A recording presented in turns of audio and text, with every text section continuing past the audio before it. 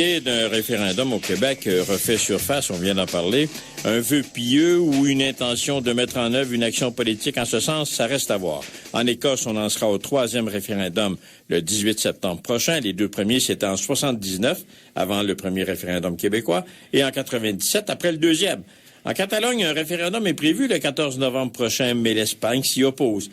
Il y a peut-être des similitudes entre les 3 nationalismes et des différences. Mais aujourd'hui, avec le chroniqueur de Média Actualité, l'historien d'origine catalane, Agusti Nicolaou, bonjour. Bonjour, M. Maisonneuve. On va parler de la situation, de l'état de la situation en Catalogne. Mais écoutez, il y a quand même, je vous pose une question sur le courant qui peut exister. Qu'on parle de la Catalogne pour l'automne, qu'on parle de l'Écosse pour l'automne et que ça revienne dans le débat pour le Québec. Qu'est-ce qui amène cette convergence, vous pensez, vous, de ces axes, de ces pensées nationalistes qui ressurgissent avec plus de force? Je serais tenté de vous répondre avec un dicton, chasser le naturel, ça revient au galop. Oui. En bon français. Je dirais que dans un contexte de globalisation accrue, le besoin des gens de se sentir, non pas en dehors de la globalisation, mais avec un attachement en réalité qui leur est propre, pour ne pas se sentir perdu dans un contexte dans lequel serait une monade quelconque dans un monde globalisé, revient avec force, non? Est-ce que vous diriez à ce moment-là que les nations seraient tentées d'éliminer un palier de gouvernement, certaines nations, là où c'est binational, au profit d'une réalité mondiale, en quelque sorte? Je vous répondais dans le cas de la Catalogne. La Catalogne a compris que avoir le palier espagnol, ce n'est pas un avantage, c'est un inconvénient. Il veut avoir le palier européen après elle-même. Non? Dans le cas de la Catalogne, je pense que oui, ça joue, parce que on se sent profondément européen, on ne se sent pas profondément espagnol. Et en plus, elle ne nous a pas facilité les choses, l'Espagne. Et j'aimerais que vous m'expliquiez une chose. Je lisais, merci d'ailleurs pour toute la documentation que vous m'avez fait parvenir, mais je lisais une réalité. On dit de la Catalogne, quand on compare ça à l'Espagne, on dit voilà une nation à la recherche d'un État qui vit dans un État qui n'est pas une nation. Est-ce à dire que l'Espagne n'est pas une nation au sens où on pourrait le vivre en Catalogne? Non, l'Espagne, c'est un État plurinational qui a essayé toujours de devenir un État mononational. On peut dire qu'il y a 4 grandes nations en Espagne, à niveau linguistico-culturel, la nation catalane, la nation basque, la Galicie au nord du Portugal et la Castille. La Castille, c'est la matrice par laquelle l'Espagne a voulu s'imposer, non, comme telle, non? C'est pour ça que la langue castillane est devenue la langue espagnole, mais c'est la même langue. Quand on dit castillan espagnol, c'est la même langue. Alors, ce qui est arrivé en 1714, il fait 300 ans pour la Catalogne, c'est que les institutions de la Castille sont devenues les institutions de tout le territoire de l'Espagne. Parce que avant 1714, là encore, j'apprends toujours, il y a existé. Bon, en comparant, toute comparaison est boiteuse, est-ce qu'on peut dire qu'il a existé une nation et un État catalan? Il existait au Moyen-Âge une nation catalane qui faisait partie d'une confédération catalano-aragonaise, Valence, Aragon, Catalogne, les îles Baléares, non? À partir de la loi catholique, cette confédération a partagé la même monarchie qu'avec la Castille. Mais ils partageaient la monarchie, mais ils ne partageaient pas les institutions ni la langue. C'est en 1714, quand cette monarchie devient la monarchie de Bourbon d'origine française, que l'acte, après la défaite de 11 septembre 1714, c'est dorénavant les institutions et la langue de la Castille deviennent les institutions et la langue de tout le monde. Les Catalans avaient choisi le mauvais camp. Exactement. Bon, en quelque sorte. Mais est-ce qu'on peut dire que depuis 1714, on a tenté de détruire et la culture et l'âme catalane? Autrement dit, est-ce qu'il y a eu une tentative de, parce qu'on a souvent interdit la langue catalane, est-ce qu'à ce moment-là, on a tenté de uniformiser dans un domaine et d'éliminer ces différences? Et tout à fait vrai, depuis 1714, la machine assimilatrice de l'État espagnol, qui s'est battue sur la matrice castillane, mais qui devient l'État espagnol, a essayé de toutes sans identité les autres régions, les vraies nations au-delà de la nation castillane. C'était une exception quand la langue n'était pas interdite. Non, encore, si on prend 300 ans, on aura peut-être en tout et partout 50 ans dans lesquels la langue n'était pas interdite. Moi, né en 62, j'étais scolarisé en espagnol. Non? Vous n'aviez pas le droit d'être scolarisé. Jusqu'à 11 ans, d'une façon tolérée, je n'ai pas pu apprendre à lire et à écrire en catalan. Non? Ce n'est plus le cas présentement, mais il revient avec des lois dans lesquelles ils disent clairement qu'il faut espagnoliser le catalan. Alors, là, il y a une chose, et nous, parfois, ça nous semble un peu surprenant. Il y a un parlement catalan. Il y a un parlement catalan, oui. Mais qui n'a pas, si on fait une comparaison avec le Canada, qui n'a pas autant de pouvoir que le gouvernement du Québec, par exemple. Il n'y a pas autant de pouvoir parce qu'il faut reconnaître qu'en 1978, quand on a voté la Constitution espagnole qui mettait fin à la dictature, non? Et la dictature de Franco, qui a été quand même très dure pour les revendications de la Catalogne. Et des Pays Basques aussi, surtout. Oui. On a créé ce qu'on appelait l'État des autonomies. On a créé des autonomies avec certains pouvoirs législatifs. Et là, c'était l'erreur, non? Parce que on ne voulait pas reconnaître qu'il y avait 4 nations. Il fallait pas faire 4 parlements. Il fallait en faire 15, 18 ou 20. Pour dire en quelque part, la ville coloniale espagnole de Ceuta ou Melilla au nord du Maroc ont un parlement, non? Autonome comme la Catalogne, non? Disons, ce qui n'a pas de sens. C'est une ville qui a à peine 50, 60 000 personnes. Non? On a un parlement, c'est une autonomie. Parce qu'il fallait diluer, non? Toute visualisation de cette réalité plurinationale. Mais quand même, la Catalogne a essayé avec les outils qu'il y avait législatifs, d'avancer avec un statut d'autonomie approuvé en 1980. Et précisément, en 2006, la Catalogne a voulu se doter d'un autre statut d'autonomie, de la loi par laquelle il se gère.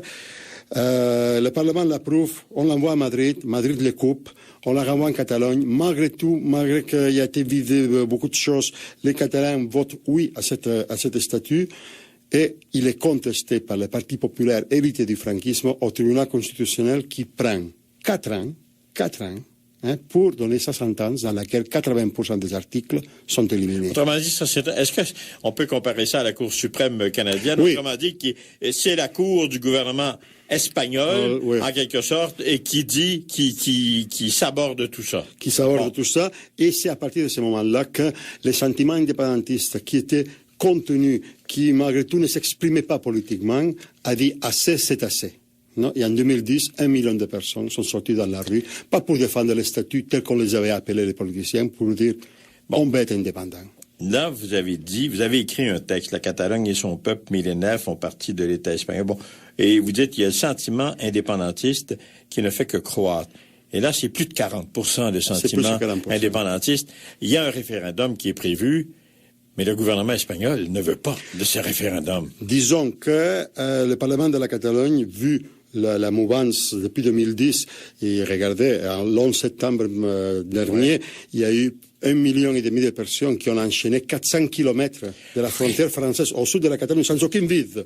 400 kilomètres avec 1,5 million de personnes, il faut le faire quand même, non? Enchaîner les uns aux autres. Oui, pour dire, c'est comme si on arpentait le territoire. Exactement, non? C'était une chaîne humaine et dans ce sens-là, le Parlement a approuvé avec 2/3 des députés, les députés, disons, qui sont au moins pour le droit à décider, non? Pas une déclaration d'indépendance, c'est-à-dire, on va faire une consultation, on n'appelle pas référendum parce que la loi espagnole l'empêche, ils veulent empêcher aussi de faire cette consultation. Mais cette consultation, elle a 2 questions. Oui. Qui ont le mérite d'être assez précises et on dit assez habiles. Oui, ils sont 2 questions parce que parmi les forces politiques qui sont pour le droit à décider, il y en a qui ne sont pas indépendantistes, mais qui sont pour le droit à décider au moins, non? Parce qu'il y en a qui disent, au nom de la démocratie, on ne peut pas demander l'opinion au monde. Ils nous disent ça en Espagne. Au nom de la démocratie, que c'est la loi, parce que pour l'Espagne, la démocratie, c'est la loi. C'est la primauté de la loi. Alors, au nom de la loi démocratique, disent-ils, on va empêcher de consulter les gens. Les deux questions, c'est est-ce que vous voulez que la Catalogne devienne un État, oui ou non? Dans les cas que vous répondez oui, est-ce que vous voulez que ce soit un État indépendant, oui ou non? Bon, mais là ça peut être dangereux pour ceux qui revendiquent l'indépendance. Autrement dit, il peut y avoir un vote où on dirait oui à l'État et non à l'État indépendant. Ça se pourrait, mais alors c'est à l'Espagne à nous faire une offre qu'elle refuse toujours de la faire parce que ne veut pas faire une offre parce qu'il voudrait déjà enlever des droits qu'on a présentement. Non, il voudrait encore réduire les droits législatifs que la Catalogne a, non, à niveau économique, à niveau culturel, à niveau linguistique. Par exemple, l'imposition du curriculum de formation des élèves dans les écoles. Présentement, vous avez une école qui a un élève sur une classe sur 35 qui demande d'être scolarisé en espagnol et tout le monde, par loi maintenant, doit être scolarisé en espagnol. Vous imaginez ça au Québec? Mais par contre, il y a une autre donnée qui est importante. La Catalogne a été un univers riche. Autrement dit, peut-être si on peut comparer, on parle beaucoup de l'endettement du Québec. La Catalogne, si on établissait un parallèle de péréquation, et en quelque sorte, ce qui rapporte à l'Espagne plus que ce qu'on lui donne. Oui, les calculs approximatifs, parce que l'Espagne a toujours refusé de publier les balances fiscales. Et parce qu'il faut dire que la Catalogne n'a pas le pouvoir d'imposition. Très, très minimum sur de petites choses, mais par exemple sur les revenus ou ces choses-là. Les revenus du travail, non. Alors c'est l'Espagne qui récolte et après elle répartit comme bon lui semble. Non? Mais on considère quand même que c'est un montant important du produit intérieur brut. Disons, on calcule que le déficit fiscal annuel de la Catalogne, c'est 15 milliards d'euros. Bon. 15 milliards d'euros, ça en fait de l'argent. Dans un contexte de crise économique actuellement... Mais est-ce que ce contexte de la crise économique explique la montée du désir d'indépendance? Je dirais qu'il n'explique pas la montée en soi, mais explique que les gens se sont décomplexés. Non? Au point que vous avez un phénomène très intéressant en Catalogne. La Catalogne a reçu beaucoup d'immigration d'origine espagnole les années 50-60. Oui, c'était un peu une tentative de... Est-ce que c'était une tentative ou bien non, c'est que la situation économique noyer les Catalans ou Disons qu'il y a eu une volonté de profiter de la situation économique pour noyer les Catalans. Le responsable, c'était pas les gens qui immigraient, c'était les pouvoirs politiques, bien sûr. Mais vous avez un phénomène très intéressant qu'une grande partie des gens indépendantistes présentement en Catalogne sont des gens hispanophones, immigrés en Catalogne, qui disent qu'ils en ont marre de voir comment l'Espagne, non seulement les a foutus dehors de leur pays d'origine, de leur région d'origine, donc maintenant ils vivent mal en Catalogne à cause du vol que l'État fait. Il y a toute une mouvance qui parle espagnol, qui réclame l'indépendance de la Catalogne. Sur le plan de la langue, là encore, elle est en progression. Le nombre de personnes parlant le catalan est en progression. Grâce à l'immersion linguistique en catalan, que maintenant est remise en cause par le gouvernement espagnol. Non? Présentement, 90% des gens en Catalogne peuvent comprendre le catalan, 70% même les immigrants qui sont venus beaucoup d'immigrants qui sont venus, ils ne vont pas les parler, ils vont les comprendre, mais leurs enfants, ils les parlent, ils les comprennent, non? Parce qu'ils l'ont étudié à l'école, on a été scolarisés. Mais même ça, le gouvernement espagnol voudrait le couper. Non? Mais dites-moi, si on tient la consultation populaire, d'abord, pourra-t-on la tenir, la consultation populaire? Si vous me demandez mon opinion, oui. Ça va être très difficile parce que, il faut avoir accès au recensement qui existe. Et ça, c'est une prérogative espagnole qui ne voudra pas le céder. Il va falloir faire un nouveau recensement, ce qui ne sera pas évident, mais c'est possible. Deuxièmement, ce qui peut arriver, c'est que si on le fait, l'Espagne dit on ne va pas reconnaître aucun résultat, il appelle à que les gens n'aillent pas voter, et alors s'il n'y aurait pas assez de participation, encore raison de plus pour eux. Oui. Il peut arriver, parce que présentement, il faut reconnaître que l'Espagne, depuis que 4 ans, a fait tout le contraire dans son intérêt. Chaque acte qu'elle a posé a fait augmenter l'indépendantisme. Ils sont tellement sûrs de leur affaire, ils sont tellement intraitables, toute négociation. Alors, il faut pour eux qu'ils l'interdisent, non?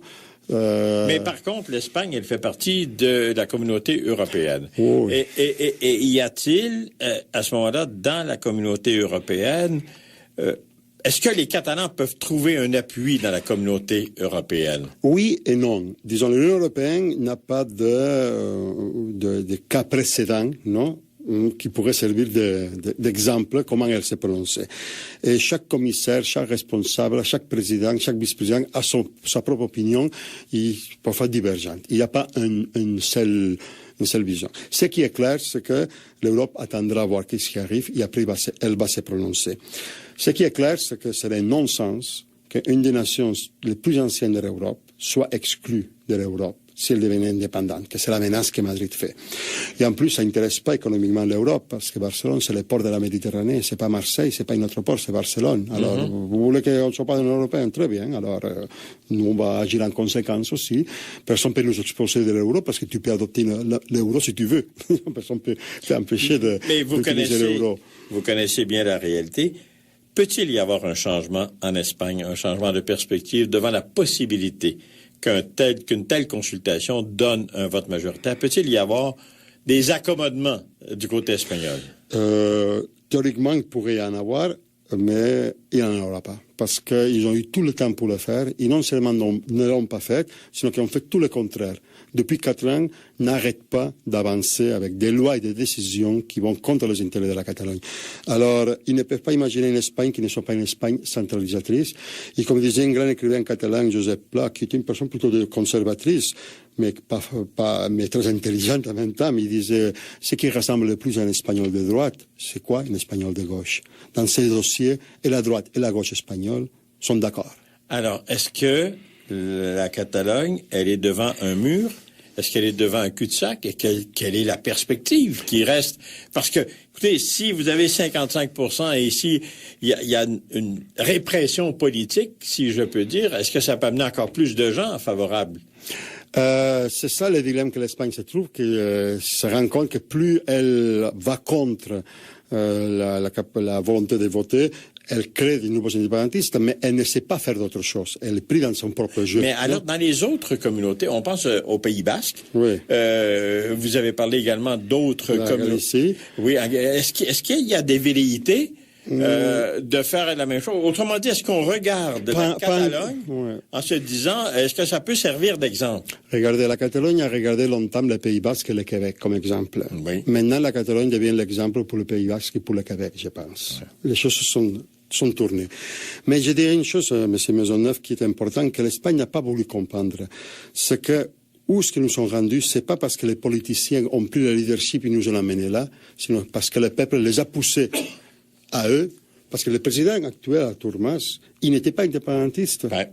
Mais non. Là, il dit une chose, laissez-nous voter. Oui. Il garde sa vision comme président de dire, d'abord, nous voulons voter. Qu'est-ce que je vais voter? Je vais vous le dire en temps et lieu. Non? Mais il dit, est-ce qu'on n'est même pas rendu à discuter d'indépendance oui ou non? Est-ce qu'on ne nous laisse même pas voter au nom de la soi-disant démocratie espagnole? Non, au nom de la démocratie qui est limitée à la loi, non? On dit, vous n'avez pas le droit. Ils disent même plus.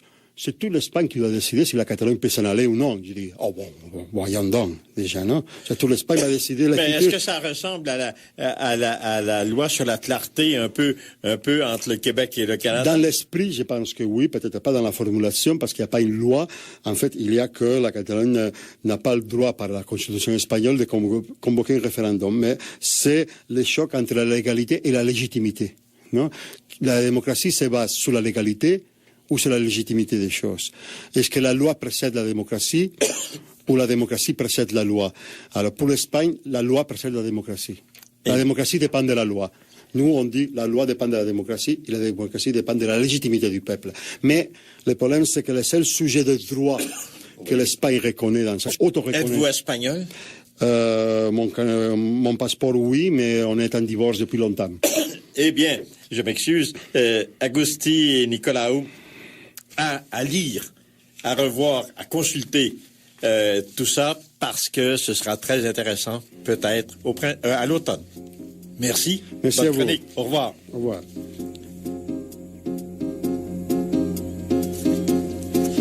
Daniel Fortin à la réalisation technique, Alice Côté-Dupuis à la recherche et Pierre Maisonneuve étouffé à Midi Actualité. À demain.